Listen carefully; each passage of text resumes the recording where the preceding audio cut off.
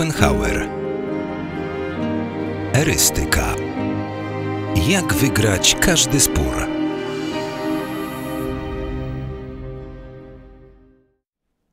Uogólnienie może przyjąć znacznie bardziej wyrafinowaną postać niż dotąd prezentowano, gdy uogólnia się nie tyle zakres, co raczej aspekt czyjejś wypowiedzi, po to, by ukazać jej fałsz.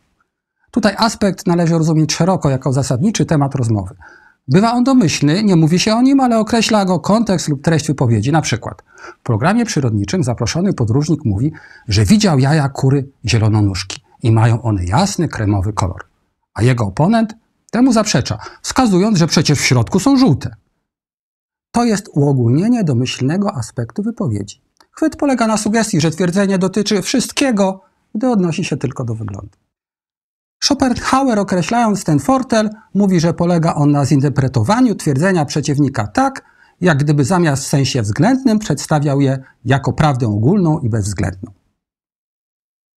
Sposób na odparcie tego fortelu jest taki sam, jak w przypadku innych uogólnień. Należy przede wszystkim przypomnieć sens wyjściowej wypowiedzi. Wracając do jajecznych przykładów. Podróżnik może odpowiedzieć swemu przeciwnikowi, że rozmowa dotyczy koloru skorupki, a nie zawartości jajka przecież. W rozmowie zwykle nie definiujemy wszystkich pojęć, nie określamy dokładnie, o jaki aspekt rzeczywistości chodzi. Tego domyślamy się z kontekstu. To jest obszar domyślny. Zwykle jest on dobrze znany dla rozmówców, a przynajmniej dobrze wiedzą, o czym mowa. Czasem jednak to wypowiedź go określa.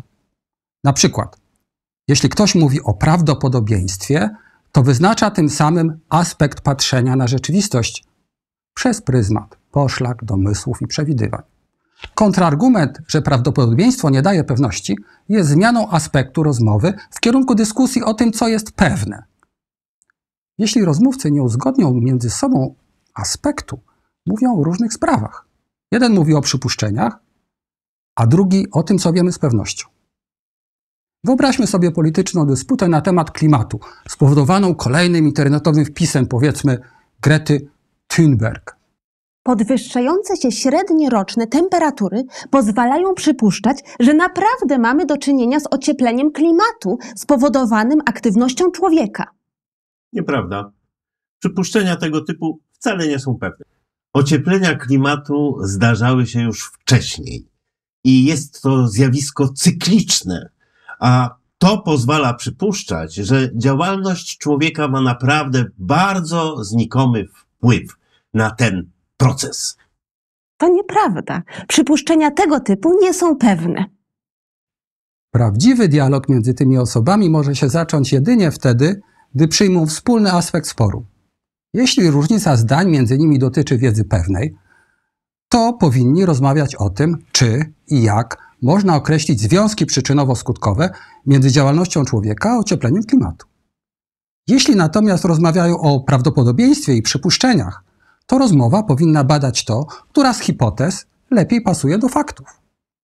Podobnie można się spierać pozornie, gdy każdy z rozmówców mówi o innym aspekcie jakiegoś zjawiska.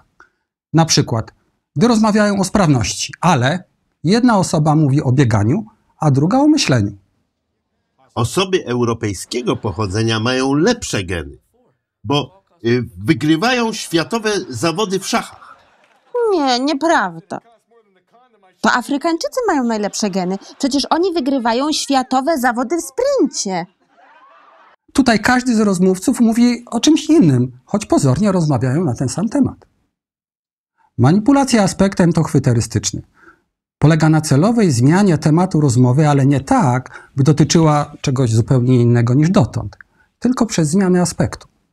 Na przykład ktoś mówi o bezpieczeństwie energetycznym, a ktoś inny mówi dalej o bezpieczeństwie, tylko o ekonomicznym.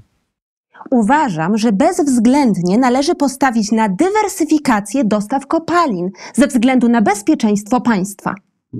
Myli się pani. Przez dywersyfikację energia w znaczący sposób zdrożeje. Na odbiorcach tej debaty kwestia wzrostu cen może wywołać większe ciarki na plecach niż chór pielgrzymów z opery Tannhäuser-Wagnera. Jednak ta sprawa dotyczy innego tematu niż bezpieczeństwo państwa.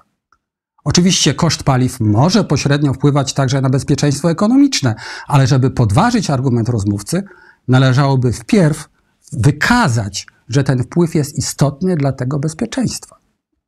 Odparcie tego chwytu może na przykład tak wyglądać. Nie rozmawiamy teraz o kosztach energii, ale o bezpieczeństwie energetycznym, o tym, żeby w ogóle ta energia była. Można też wskazać na błąd formalny w kontrargumencie przeciwnika. Nawet jeżeli jest tak, jak pan twierdzi, to w żaden sposób nie podważa mojej tezy. Można też przypomnieć wagę aspektu, o którym mowa. Możemy, a nawet musimy ponieść wyższe koszty. Bezpieczeństwo jest cenniejsze od pieniędzy. Lepiej mieć energię droższą, niż w pewnym momencie nie mieć jej wcale. Na manipulacji aspektem bazują tematy zastępcze w marketingu politycznym, gdy zamiast rozwiązywać jakiś istotny problem, mówi się o zmianie, która tylko kojarzy się z problemem, ale w żaden sposób go nie rozwiązuje. Wtedy podaje się temat zastępczy, nadając mu znamiona rozwiązania całego problemu. Czy hasło temat zastępczy nie brzmi znajomo? Jeszcze do niego wrócimy. A więc mamy do dyspozycji 3 sposoby obrony przed manipulacją aspektem rozmowy. Przypomnienie tematu rozmowy, wskazanie, że kontrargument nie trafia w naszą argumentację oraz przypomnienie o wadze aspektu, o którym mowa.